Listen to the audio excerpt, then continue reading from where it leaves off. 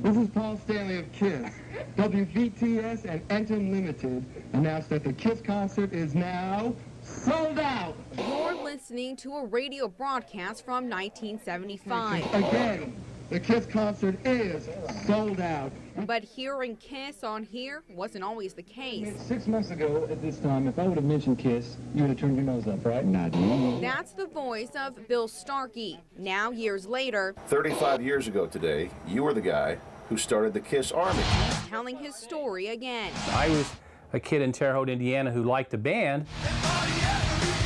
We caught up with Bill at his home in Speedway, Indiana, surrounded by, you guessed it, KISS. From personal pictures to personalized plaques. People have offered me money for this crazy thing. I've been offered $10,000. You would think he's part of the band.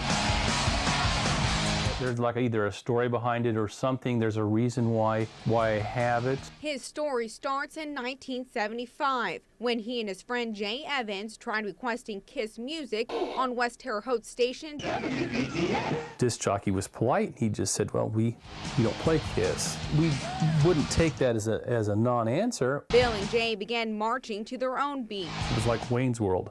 We were two guys. We weren't getting dates. We weren't the most popular kids in school, but we had our own little, thing there. Their thing was protesting the station. It's time for a KISS Army letter of the day. Jay was into this Army kick that we would call what we were doing the KISS Army. Before long, it worked. Probably around September that they started playing it, and then after that it got crazy. KISS announced they were coming to Terre Haute, and WVTS gave Bill shocking news. KISS found out what you were doing, and they want to meet you, and they liked the idea of a KISS Army. His military mission turned madness on November 21st, 1975. KISS took over Terre Haute. People stand on top of cars. And remember that plaque? The one worth around $10,000? It's the very same one given to Bill by the band on stage. It was amazing because that wasn't our objective. It was just, promote the band and get the band on the radio. But Bill and his buddies did more than that. They made an army. They made history. The guys were the first people to sell out besides Elvis. Or what he calls history. I enjoy my place in history. That's just something that will always be with me. And I'm equally proud of the band. I mean, that's, there's a reason why they're still around. A band blasting on the radio for years to come, with an army following them every step of the way. A special hello to our army. Hey, Bill, I want to thank you for coming in today, man. It's been a lot of fun, a whole hour of KISS music. With photojournalist John Timm, Kate Green, News 10.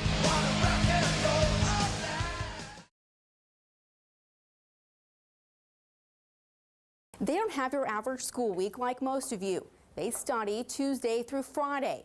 But come Monday, this classroom's empty. The bottom line is this: schools placing ads here hope the money will not only help one or two students have a better education, but eventually a whole busload.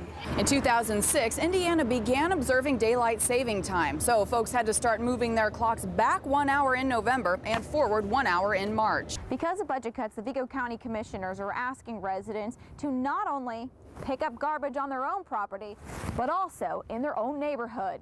In the past year, copper has more than tripled in price. Aluminum has doubled in price. And what they're tearing up behind me is iron, which has more than tripled in price.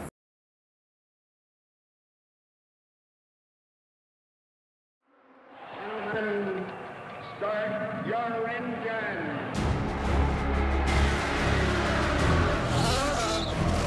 Contact into the wall. 222.3. Oh, wow. Few things in life can stand by its name alone, and the Indianapolis 500 is one of them. The Indy 500 is still the greatest race in the world. Greatest spectacle on earth. The biggest single sporting event on earth. The biggest automobile race on earth. It doesn't matter whether you're a current competitor in the Indy 500 or a legend of this event, every driver wants to race at the most famous yard of bricks. Is now green! It's number one on every driver's hit list of, this is what I want to do in my career. I've raced in Formula One, I've raced at Le Mans, done the Daytona 24 hours, so Indy 500 is still for me, the pinnacle. When you sit inside these walls, you just feel the tradition, and you just feel it all, and it just is different than any other racetrack or any place in the world. 24 cars practicing within a second of each other. You don't buy tradition, you build it. And they've had a 100-year tradition. While the Indy 500 will always have its history, the big question surrounding the race now is whether it will ever be able to return to its glory days. They go off of turn number 4 and head for the green flag. Ever since open wheel racing split in the mid-90s, the sport hasn't been the same, and either has the 500. Attendance at the race has dropped over the years, and TV ratings nationwide last year were the worst they had been since 1986. For the drivers who helped create the Indy legend, it is disheartening to see what has happened to the greatest spectacle in racing.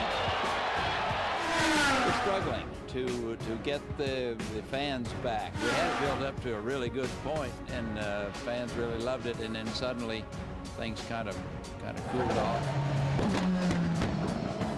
The fans don't like a spec series type racing. And whether it's the Indianapolis 500, they found out that the track, the owners, all of the money that is spent here with all these beautiful facilities won't carry it. Arguing that the Indianapolis 500 is not what it used to be, but many legends of this race say it's not far from returning to what it used to be. I think it's coming back. I think since the two sides got back together, things are different. I think it's just, you can just feel the momentum. You can feel the energy is positive instead of negative. 221.8 for Kimball. I think it can get back to its original. It won't ever look the same. And that left front wheel is not on. 224.5. We've seen it from the big teams. There is no doubt this is a crucial time for the Indianapolis 500. It has gained momentum in recent years. Now only time will tell if the 500 will be able to make a return to its heydays or just have to live on its name alone. Reporting from the Indianapolis Motor Speedway with photojournalist John Timm, I'm Rick Simler, Sports 10.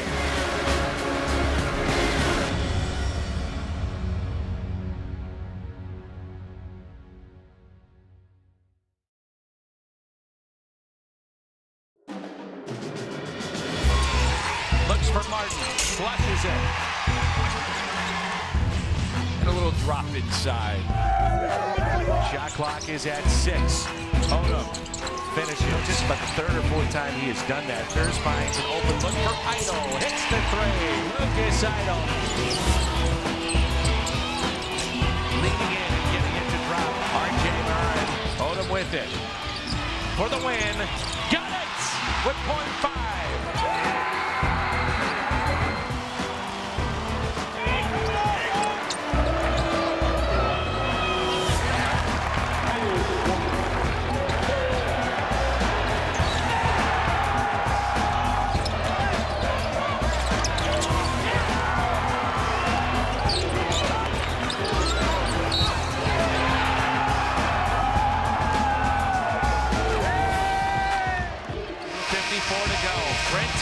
Deep 3.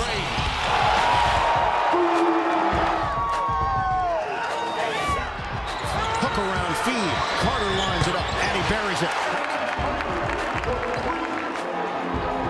Richard getting excellent position. The junior from Chicago. Trinity fires. Book it, a 3.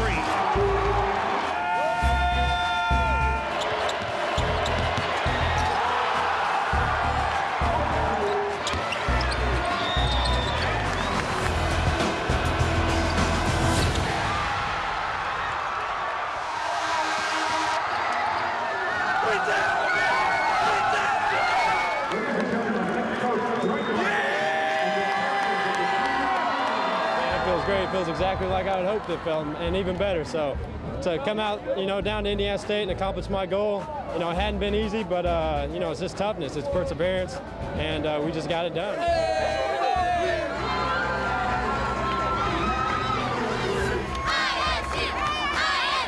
It feels good, man. A lot of people doubted us, but hey, we here to stay.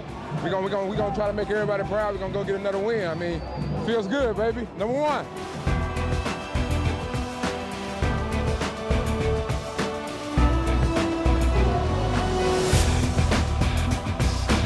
Man, it feels great, man. They promised me this when I came here, and I'm glad they finally delivered. The feeling is amazing. It's unreal. It hasn't hit me yet. I'll probably cry a little bit, but. Kind of surreal right now. It hadn't really hit us, but we're just enjoying the moment because we worked really hard to get here. Yeah, that's the dream. You know, when you're little, you want to play in the NCAA tournament. We did it. It feels great.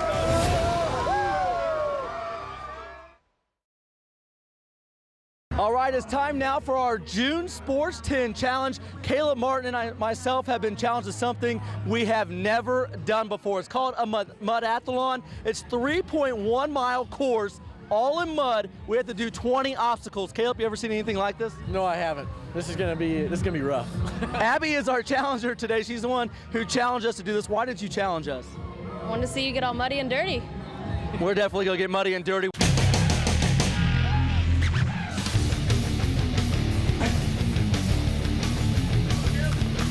Oh yeah!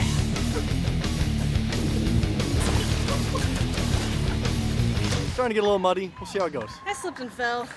This is fun.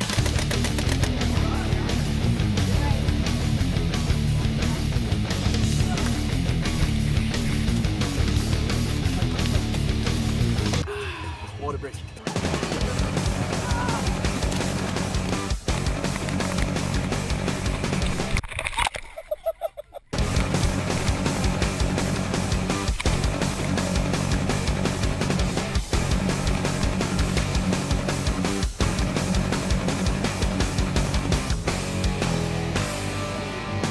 Other places shouldn't be. I don't think I have a dry spot on me.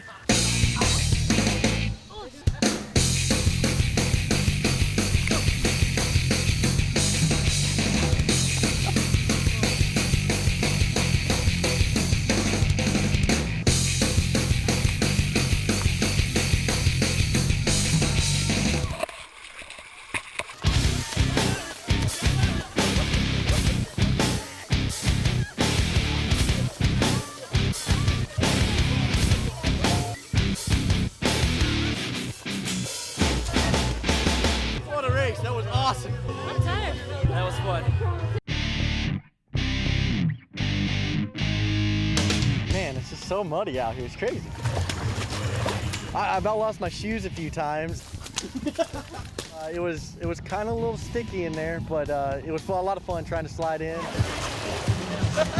Nothing better than getting out here and getting a little dirty. You're getting muddy complete head to toe. That was just awesome. Mud tastes horrible. I got a ton of it in my mouth. Dive head first. Obviously, you can see I took a little bit of it in.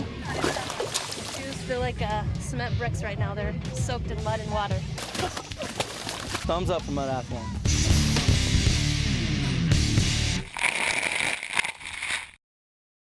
Second and third round Friday, Sunday games in Cleveland. The Orange of Syracuse, the third Big East team into the NCAA tournament, led by Coach Jim Boeheim. They will play the Sycamores of Indiana State out of the Missouri Valley Conference. They won the Missouri Valley Conference tournament title for the first time since 2001. They sit around waiting to see if their names come up, and they do.